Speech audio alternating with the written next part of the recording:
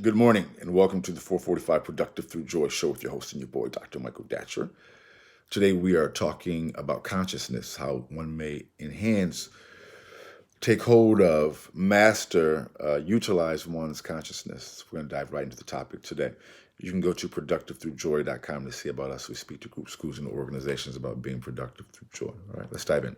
And so we just have one point to make. This is our two-part show on this topic. We'll air part two on Facebook Live. So let's dive in. So consciousness is essentially your realm of thought, of thinking. It's like what you are accessing via your mind, right? So your kind of mental awareness, essentially. At times we talk about it in terms of mindfulness, like what you are mindful of. So you want to have your consciousness on the things that you desire. So let me just give you as a point of example, by way of example. So I have what I call a one love consciousness. Like that's important to me. I place my mind on the idea, the concept of one love, really popularized by Bob Marley, but of course, along far before he existed. It's really rooted in the ancient Egyptian idea of know thyself, of oneness, of the ancient Egyptians call themselves, they call their land the land of Kemet, the land of the blacks, but so we call it Kemetan or Kemetic at times. But and so in ancient Egypt, they believed that all things came from one.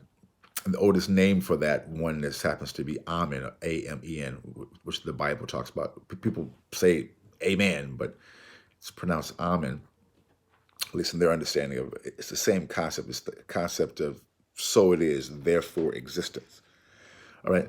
And so that's my own personal understanding, my own philosophy, my own mindfulness, my own consciousness. I am looking to be in that vibration, that consciousness. When I make decisions, I'm looking for that to direct me, right? So for you, you want to think about what do you want your mind, your consciousness to be about? Maybe it's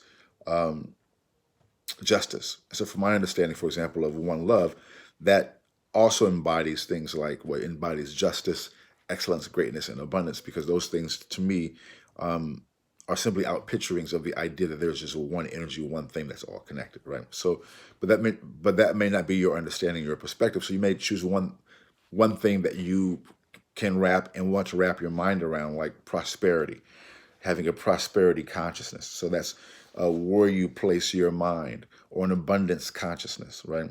So you want to first think about, well, what does that mean for me, right?